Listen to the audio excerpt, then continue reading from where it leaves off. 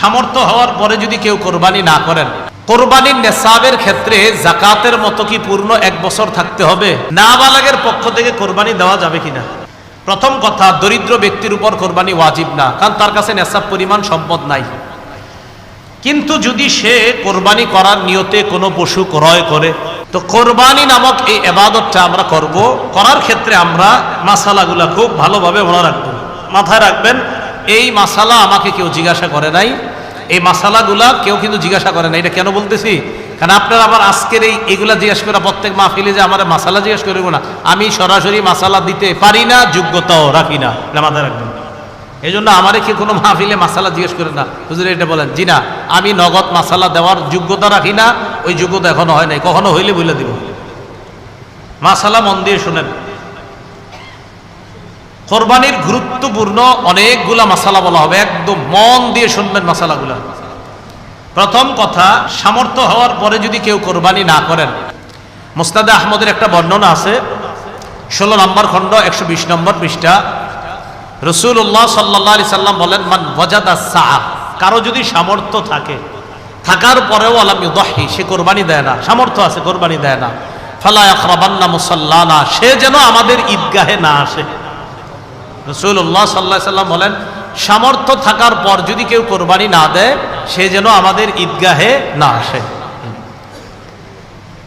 এখন কোরবানি কার উপর ওয়াজিব? খুব মন দিয়ে শুনবো আমরা। প্রাপ্তবয়স্ক সুস্থ মস্তিষ্ক সম্পন্ন ব্যক্তি, প্রাপ্তবয়স্ক সুস্থ মস্তিষ্ক সম্পন্ন ব্যক্তি, সে যদি নেসাব পরিমাণ মালের মালিক হয়, তার উপর কোরবানি দেওয়া ওয়াজিব। আবার বলছি, সুস্থ মস্তিষ্ক সম্পন্ন, নেসাব পরিমাণ মালের মালিক যদি 10, 11, 12 তারিখ এই 3 দিনের কোনো একদিন হয়, 10, 11, 12, আবার বলছি 10ই জিলহজ, 11ই জিলহজ, 12ই জিলহজ সূর্যাস্তের আগে, 12ই জিলহজ সূর্যাস্তের আগে যদি কেউ যাকাত দিতে হয়, যেই নেসাব হইলে, ওই নেসাবের মালিক যদি কেউ এই 3 দিন হয়, যাকাত দেয় কয় বছর পুরো হইলে? 1 বছর। এটা 1 বছর না, মাত্র কয় দিন? 3 দিন। হ্যাঁ, 3 দিন, 10, 11, 12 জিলহজ, এই 3 দিন যদি সুস্থ মস্তিষ্ক সম্পন্ন বালেগা নারী পুরুষ, তাদের কাছে যদি নেসাব পরিমাণ সম্পদ থাকে, তাদের উপর কোরবানি দেওয়া ওয়াজিব। মনে থাকবে তো? আল্লাহ আমল করার তৌফিক দান করেন। এক্ষেত্রে একটা কথা মনে রাখবো, কোরবানির ক্ষেত্রে প্রয়োজনের অতিরিক্ত সম্পদের মধ্যে জমিনও গণ্য করবেন। যেই জমিনের ফসলটা আপনার প্রয়োজনের অতিরিক্ত, মানে এটা আপনার প্রয়োজন না, এটা আপনার না হইলেও চলে, এই জমিনের ফসল না হইলেও চলবে, এটাও কোরবানির নেসাবে ধরবেন। কি বললাম?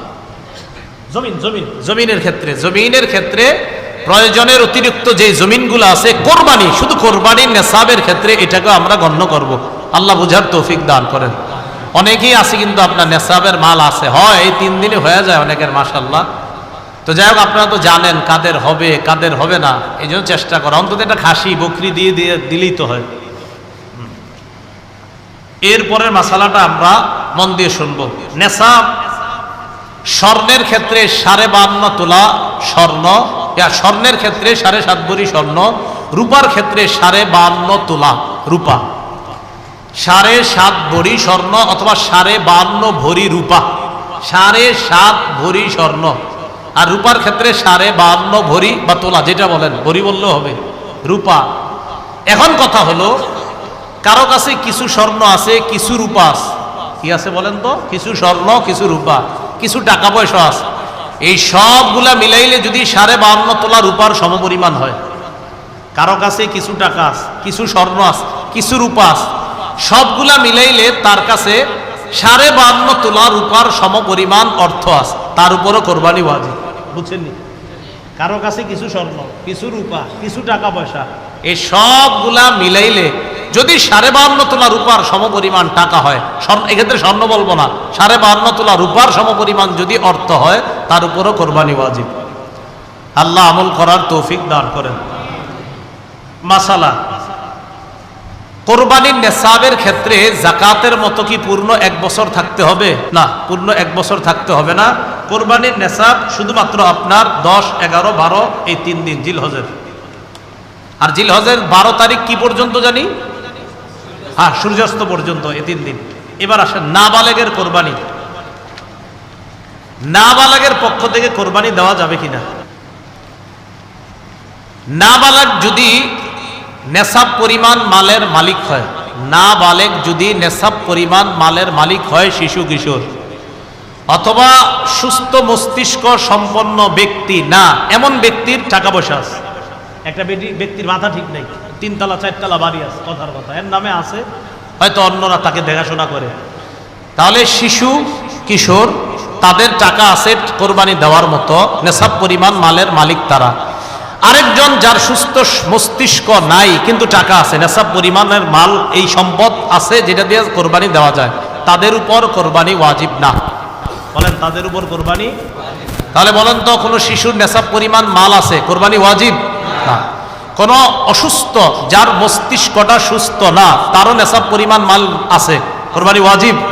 কারণ কোত্থেকে বের হয়েছে? বর্তমান হিসাব অনুযায়ী প্রায় 78 কিলোমিটারের কাছাকাছি। 78 কিলোমিটার, কিলো কিলো যেটা আপনাদের এই রাস্তাঘাটে এখন লাগায় রাখে কিলো, তাহলে 48 মাইল। বলেন 48 মাইল, আর কিলো হইলে প্রায় 78 কিলোর কাছাকাছি। যদিও 72 কিলো অনেকে বলে, কিন্তু আসল সম্ভবত আপনার সঠিক মাসালাটা হবে 78 কিলোর কাছাকাছি হওয়া। এরপর ওলামায়ে কেরাম আছেন, তাহকিক করার তো অবশ্যই সুযোগও থাকে। তো যাই হোক, 48 মাইল তো মনে থাকবে, 48 মাইল, এটা ঠিক আছে। তো কেউ 48 মাইল দূরত্বে যাওয়ার নিয়ত করে গন্তব্য থেকে বের হয়েছে, আর কিলো অনুযায়ী বললাম কত, প্রায় 78 কিলোমিটার, এই পরিমাণ যাওয়ার নিয়তে বের হয়েছে, তার উপর কোরবানি ওয়াজিব না।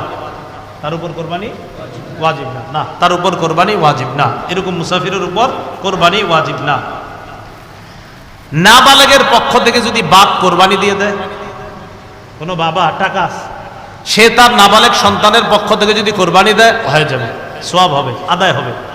কোনো বাবা তার নাবালেগ সন্তানের পক্ষ থেকে কোরবানি দিলে কোরবানি হয়ে যাবে। বলেন এটা মুস্তাহাব। বলেন হুকুমটা কি? এই আমলটা যে করবে বাবা শিশুর পক্ষ থেকে, এটার নাম ওয়াজিব হবে না মুস্তাহাব? হ্যাঁ, মুস্তাহাব। কোনো নাবালেগের পক্ষ থেকে তার বাবা যদি কোরবানি দিয়ে দেয়, বলেন তো আপনারা এটার হুকুমটা কি হবে? মুস্তাহাব। মাশাআল্লাহ। দরিদ্র ব্যক্তির কোরবানির হুকুম, এটা একটু মন দিয়ে শুনেন। দরিদ্র ব্যক্তির কোরবানির হুকুমটা খুব মন দিয়ে শুনেন। প্রথম কথা, দরিদ্র ব্যক্তির উপর কোরবানি ওয়াজিব না, কারণ তার কাছে নেশাব পরিমাণ সম্পদ নাই। কিন্তু যদি সে কোরবানি করার নিয়তে কোনো পশু ক্রয় করে, আপনি কে কইছে কিনতে, কিন্তু আপনি কিনছেন, দরিদ্র ব্যক্তি, তার উপর কোরবানি ওয়াজিব না, কিন্তু উনি কোরবানির নিয়তে একটা পশু কিনছে, তাহলে কোরবানি ওয়াজিব হয়ে যাবে এটা দেওয়া।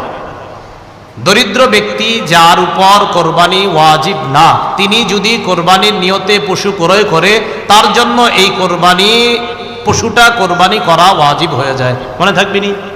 তাহলে বলেন তো, দরিদ্র ব্যক্তির উপর কি কোরবানি ওয়াজিব না? যদি কিনে, তাহলে ওই পশু কোরবানি করা কি হয়ে যায়? ওয়াজিব হয়ে যায়। আল্লাহ বুঝার তৌফিক দান করেন।